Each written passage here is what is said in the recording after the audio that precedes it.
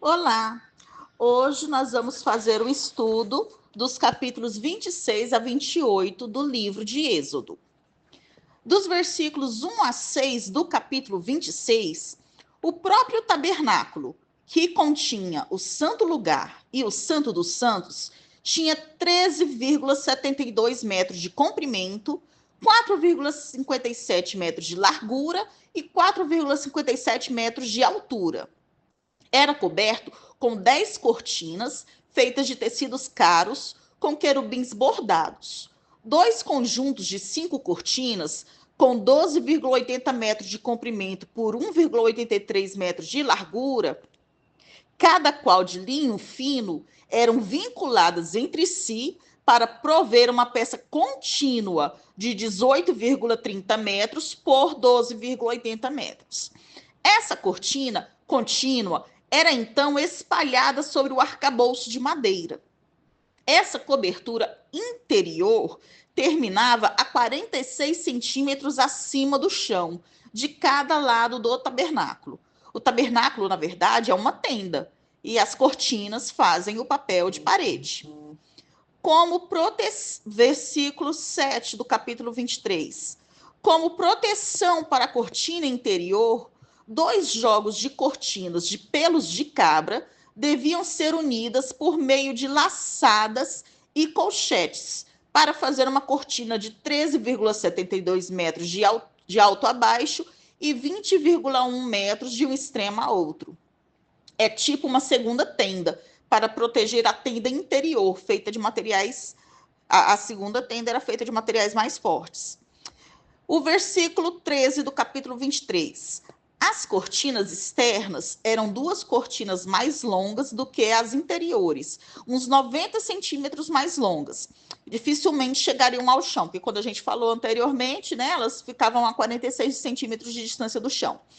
No versículo 15 do capítulo 26, as tábuas proviam a estrutura na qual as cortinas estavam estendidas. Eram pranchas, ou mais provavelmente quadrados, postos verticalmente para prover os lados e as costas da estrutura. Eram estabilizadas por meio de travessas horizontais e eram ancoradas no chão nas bases de prata. Havia 20 dessas de cada lado e 6 nas costas para o lado do ocidente. No versículo 23 do capítulo 26, as 2 tábuas são reforços para os cantos do lado posterior, o ocidental. Tudo dá a entender que a frente e o lado oriental, por não terem vigamentos, perfariam uma grande porta, aproveitando as cortinas duplas para fechá-las. No versículo 26 do capítulo 26, a estrutura era estabilizada por meio de 15 travessas de madeira recobertas de ouro, 5 para cada um dos 2 lados do tabernáculo. A estrutura inteira podia ser desmantelada ou montada de novo em um mínimo de tempo. No versículo 31 do capítulo 26, o interior da tenda do tabernáculo devia ser dividido por uma cortina chamada véu, que separava o Santo dos Santos, ou lugar santíssimo, do restante do tabernáculo. Esse véu era uma tapeçaria que ficava pendurada a 9,15 metros da entrada da tenda, criando um cubo interior, né, um espaço em formato de cubo, com 4,57 metros de cada lado. O acesso ao Santo dos Santos, ou lugar santíssimo, era restrito ao máximo. O sumo sacerdote podia entrar ali somente um dia no ano, para representar o povo perante Deus, era no dia da expiação. E mesmo assim, somente se levasse consigo sangue de sacrifício expiador, onde era guardada a arca da aliança com o propiciatório. Né? O propiciatório, como a gente lembra, é a tampa da arca da aliança. No versículo 36 do capítulo 26, a parte da extremidade leste estava coberta por uma cortina apoiada em colunas de acácia, posta sobre bases de bronze. A cortina era feita do mesmo material que as cortinas interiores e o véu, mas era bordada e não tapeçaria, visto estar mais longe do Santo dos Santos. Ou seja, quanto mais próximo do Santo dos Santos, melhor é a qualidade do material utilizado. Agora nós vamos falar sobre o capítulo 27. No versículo 1 do capítulo 27, O altar dos holocaustos era feito de madeira de acácia recoberta de bronze. Os chifres nas 4 pontas eram importantes no ritual e recebiam aplicações de sangue por ocasião da consagração dos sacerdotes, nas ofertas pelo pecado e no dia da expiação. O altar era oco e era cheio de terra ou de pedras não lavradas. Ele ficava localizado do lado de fora do santuário ou tabernáculo propriamente dito, no meio do pátio quadrado, em frente ao lugar santo. Ele era de grande tamanho. Um homem de altura média, em pé, ao lado do altar dos holocaustos, dificilmente conseguiria olhar por cima dele. Era o lugar onde os animais eram imolados em sacrifício para fazer expiação. Versículo 2 do capítulo 27. Descobertas de arqueologistas indicam que pontas em forma de chifre eram típicas de altares de pedra. O chifre simbolizava força. Eram projeções, né, as pontas eram projeções em cada um dos 4 cantos do altar e simbolizavam o poder e a proteção através do sacrifício.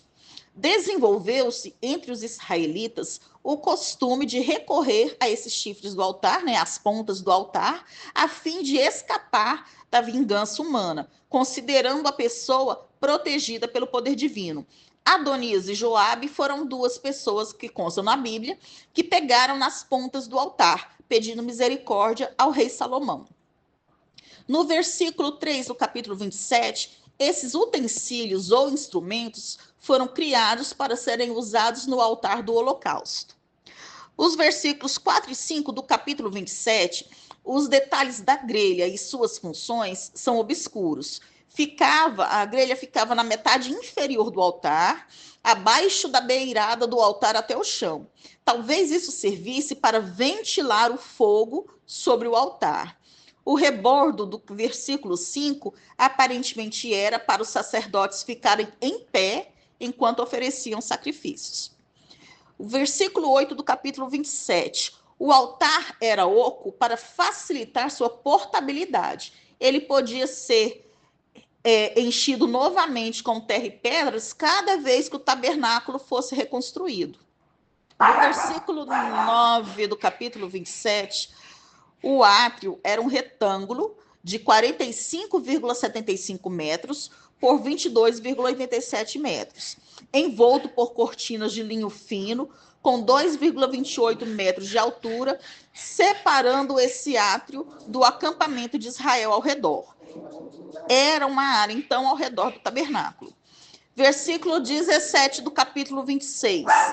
Uma abertura de 9,15 metros do lado leste era coberta por um reposteiro. Eram 56 colunas, sendo 20 para os lados norte e sul, 10 no lado oeste e 3 a cada lado da entrada para o leste, sobre bases de bronze, que seguravam as cortinas de linho. Outras 4 colunas apoiavam o reposteiro. Seu posicionamento não é especificado e nem a colocação do tabernáculo no átrio. As colunas podem ter sido seguras em seu lugar, né, colocadas de forma segura em seu lugar, por meio de pequenas estacas e cordas para firmá-las. O versículo 18 do capítulo 27. O átrio aparentemente consistia em 2 quadrados iguais, de cerca de 23 metros quadrados, que continham o tabernáculo propriamente dito e um pátio aberto na frente. A metade aberta do átrio, a oriente, provia espaço para o público, para os sacrifícios e para as concentrações dos adoradores. Dos versículos 20 a 22 do capítulo 27, o azeite puro de oliveira provia uma luz virtualmente sem fumaça. A lâmpada era o candelabro de ouro que ficava no lado sul do santo lugar. A luz das lâmpadas simbolizava a presença contínua de Deus entre o povo. A congregação de Israel devia ter abundante luz, vida e presença de Deus. Note que as lâmpadas não podiam continuar a arder sem a cooperação e a obediência do povo, que ofertavam o azeite. Agora vamos falar do capítulo 28. No versículo 1 do capítulo 28, Em primeiro lugar, o mais importante, os sacerdotes deviam servir como mediadores entre Deus e os homens.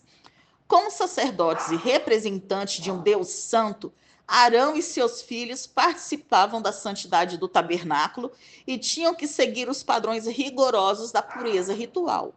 Além dos seus deveres cerimoniais, tais como oferecerem sacrifícios e cuidarem do lugar da adoração, eles atuavam como juízes, dispensavam bênçãos, consultavam o Senhor em alguma situação do povo e ensinavam a lei divina ao povo. No versículo 2 do capítulo 28, as vestimentas do sumo sacerdote de Deus tinham uma importância máxima, visavam a beleza e eram feitas dos mesmos materiais caros que o tabernáculo. As vestes santas de Arão e seus filhos os distinguia como sacerdotes do Senhor. Versículo 4 do capítulo 28. Tratava-se aqui de uma peça quadrada de tecido espesso, no qual foram colocadas 12 pequenas pedras preciosas em 4 fileiras horizontais, com 3 pedras em cada. Nessas pedras foram gravados os nomes dos 12 filhos de Israel. Versículo 6 do capítulo 28, a estola sacerdotal, ou éfode, era uma peça de linho, sem mangas, enfeitada com fios coloridos, era feita de material caro e descia desde o peito até quase aos joelhos. Possuía tiras nos ombros, com 2 pedras de ônix gravadas com os nomes das tribos e um cinto. O peitoral, que continha o urim e o tumim, era seguro à estola por meio de 2 argolas de ouro.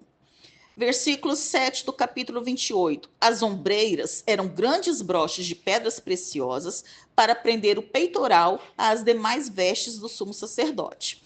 Nos versículos 11 e 12 do capítulo 28, um sinete ou selo foi feito em ônix, no qual pode-se gravar palavras. Depois, do que fosse gravado no sinete ou no selo, ele seria usado com cera ou barro ou tinta para imprimir um padrão identificador e funcionaria como uma assinatura.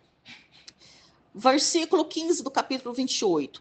Era uma única peça de tecido, dobrada pela metade para formar um bolso quadrado, para ser preso aos ombros, tendo na frente pedras preciosas que traziam os nomes das 12 tribos, bem como o urim e o tumim, pelo lado de dentro. O urim e o tumim eram objetos usados para consultar a vontade do Senhor a respeito de algo.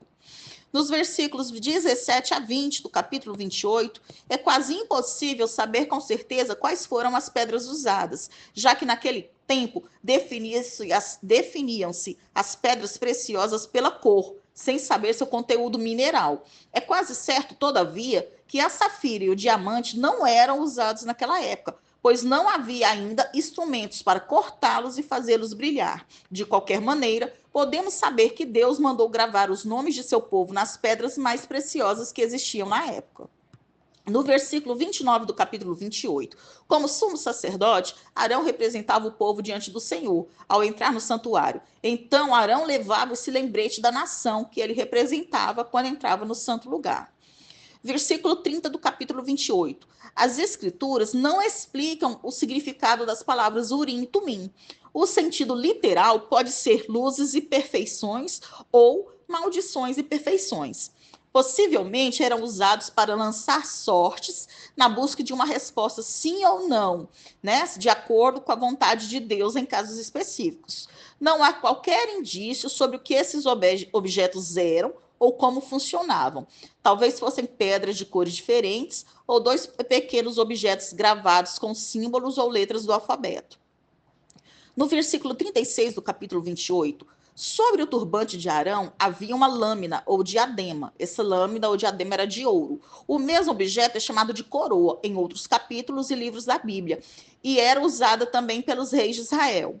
A lâmina gravada era de ouro puro, como eu já falei, e identificava Arão como alguém que fora separado para o Senhor, como representante religioso de Israel.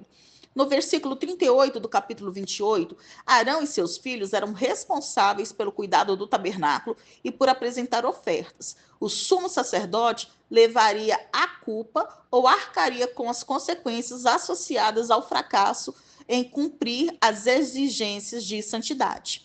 Versículo 40 do capítulo 28, os filhos de Arão não tinham direito ao uso da estola sacerdotal, ao peitoral e à lâmina de ouro, que deveriam ser usadas unicamente pelo sumo sacerdote. As outras vestes sacerdotais, elas só são descritas brevemente. A túnica parece ter sido uma vestimenta longa, usada por baixo do roupão. Estas vestes sacerdotais deveriam ser usadas na presença de Deus. Os sacerdotes comuns usavam túnicas simples, cintos menos ornamentados e um turbante diferente do que era usado pelo sumo sacerdote. No versículo 41 do capítulo 28, a unção cerimonial envolvia o derramamento de óleo sobre a cabeça de uma pessoa para designar o início de uma nova função na vida. Entre os ungidos em Israel estavam os sacerdotes, depois profetas e posteriormente os reis. No versículo 42 do capítulo 28, a roupa de baixo era usada de forma que não violasse o mandamento de Êxodo 20, versículo 26, né? Que diz para não expor a nudez. Pois o sacerdote, ao subir no estrado do altar, poderia fazer subir as suas vestes. Lembremos que não usavam calças na época, né? Então, apresentamos aqui algumas imagens sobre outros objetos do tabernáculo e sobre as vestes sacerdotais para tentar exemplificar melhor o que estudamos nesses capítulos. E encerramos aqui o estudo dos capítulos 26 a 28 do livro de Êxodo.